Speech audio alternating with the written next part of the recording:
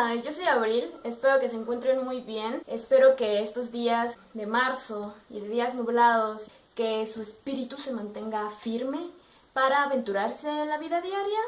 Eso es lo que yo quisiera que a mí me ocurriera, pero no sé si a ustedes les ha pasado, que cuando está nublado de repente como que los ánimos bajan. Y entonces me puse a pensar, ¿qué tiene que ver los días grises, literalmente, con nuestro ánimo tan gris también? Así que decidí hacer este video porque aparte ayer terminé de leer una historia que me estrujó el corazón y lloré. Y estaba llorando y el día estaba nublado y fue así como que, es la imagen perfecta de la tristeza. Así que vamos a cambiar un poco las cosas para que esto cobre mayor sentido. Listo.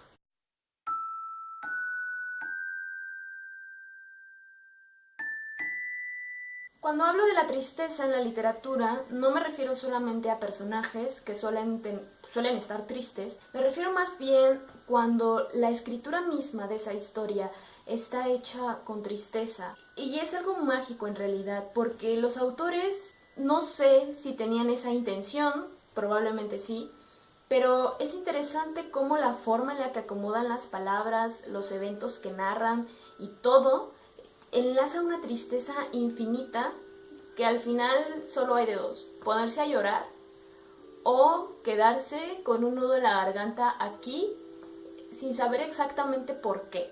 Porque quizás los hechos narrados ni siquiera eran trágicos, quizás los personajes ni siquiera eran deprimentes, más bien que es la misma escritura, cómo urdió la narración, que queda algo aquí. Y la única forma, yo insisto, de sacarlo es llorar. La tristeza, el origen de esa palabra, nadie sabe de dónde proviene. Y es curioso porque define un estado emocional que todos hemos experimentado. Es curioso, sin embargo, cómo esta palabra tiene relación con otras y cada una de esas palabras pertenece a un idioma diferente. En el sánscrito existe la palabra tersta, no sé si así se pronuncia, lo dejaré aquí, que significa áspero o rudo. Después está el lituano con la palabra tirstas, que significa nublado. Y finalmente tenemos la palabra cereostru, que es del anglosajón y significa oscuridad, melancolía. Pareciera que no es suficiente estar triste en la realidad, porque hay tristeza en la literatura también. Y la primera vez que me topé con uno de esos libros no sabía cómo sentirme al respecto, porque aparte lo tomé en uno de los momentos más felices de mi vida, en el que no podía sentir ningún tipo de conexión con el protagonista. Estoy hablando de Las penas del joven Werther, voy a dejar aquí el nombre del autor para que no me achaquen de que no sé pronunciarlo. Werther es un chico que se enamora, pero no es correspondido, y su gran amor está comprometida con otra persona. Y ante la inminencia de la boda, él huye, pero después regresa cuando ellos ya están casados. Y toda esta historia la comparte a su mejor amigo por medio de cartas. Esa es la evolución de una tristeza, porque desde el principio Werther ya sabe hacia dónde iban. O sea, él sabía que de alguna manera no tenía oportunidad con ella. Una tristeza declarada. Lo interesante de esto es que es una semi-autobiografía del autor, porque hay hechos que se relacionan con su propia vida. Esa es la parte donde la tristeza triunfa, porque el autor bien que sabía lo que estaba sintiendo Werther, y esa fue la primera vez que me encontré con la tristeza en la literatura, aunque no la supe entender muy bien. Después vino este otro libro que yo definí cuando lo terminé de leer como La tristeza de ser mexicano. Este libro exploraba tan bien otro aspecto que hasta ese momento no me había encontrado, que era como el estado anímico de los personajes y su relación. Estoy hablando de El llano en llamas, de Juan Rulfo. Incluso el título ya da como una idea de todo lo que va a tratar el libro. Son cuentos y sí se siente la sequedad, pero también hay tristeza. Concluí eso, qué tristeza es ser mexicano. Y es más triste todavía que esos cuentos tengan más de 50 años y se sigan sintiendo tan actuales. El escenario de las historias tristes siempre es como nublado, tonos grises, oscuridad, anhelos no cumplidos, definición de la existencia tan triste y miserable. El siguiente libro que me provocó esa sensación es por supuesto Frankenstein de Mary Shelley. Este monstruo que explora su propia tristeza para entender por qué se siente así, y cuando encuentra la respuesta, cuando sabe que la única persona que lo puede ayudar a salir de ese estado anímico es su creador, suceden tantas cosas. Por un momento hubo un rayo de luz para él que se desvaneció por todo lo que sucede en la historia, esa persecución intensa del monstruo por su creador y ese tormento del creador por haber creado el monstruo. Esa historia también está llena de tristeza. Al final, no sé, terminé en un estado de shock. Es curioso porque esta historia la autora la creó cuando era muy joven, lo que le da como también elementos de su propio sufrimiento.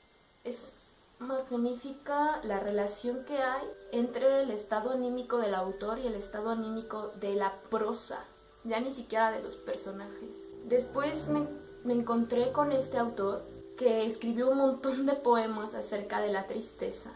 A él lo desterraron, nadie sabe por qué, cosa que es súper increíble que nadie sepa por qué desterraron a este poeta si fue famosísimo en su época.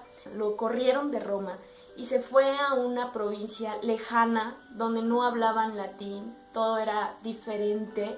Estoy hablando de Ovidio, que falleció incluso en ese lugar al que lo exiliaron, y él siempre mantuvo la esperanza de regresar a Roma. Él fue un hombre lleno de lujos, con toda la vida resuelta, por así decirlo, y de pronto lo despojan de eso y se va a ese exilio y no regresa. Lo único que le queda es escribir Las Tristes, que son estos poemas, que son tristes. Solo queda llorar. Finalmente quiero hablarles del libro que recién terminé y que fue el que me provocó estas ganas de querer hablar de la tristeza. Es una historia, según El barco de vapor, para niños a partir de 12 años. Se llama Los ojos de Ana Marta y está escrita por Alice Vieira, una portuguesa. Narra la historia de una niña cuyos padres no la quieren ni le hacen mucho caso. Solo su nana es la que la cuida y le cuenta historias. Y con esa tristeza que les cuento, con esa tristeza sintáctica, por llamarla de algún modo, en que se van construyendo las imágenes y los sucesos y los renglones se van entrelazando, y los verbos y los adjetivos y todo en ese entramado triste en el que me voy enterando de por qué los papás no la quieren, es cuando exploté y fue así de no. Y lo cerré, mis lágrimas ya estaban brotando, no sé, fue como una explosión así, tristeza.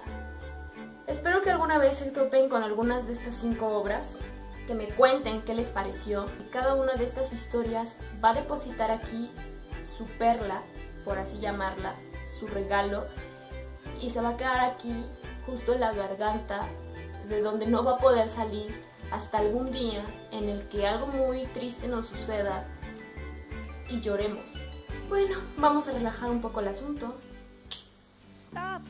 Gracias por haber venido a este video, espero que les haya gustado mucho. Y pues sí, esto ha sido todo, espero que lo hayan disfrutado, tengan un excelente marzo y nos vemos pronto. ¿Verdad? Es así como la tristeza se agolpa en el interior. Sí, claro. No, sufro como Precious. Es que es muy triste y voy a llorar.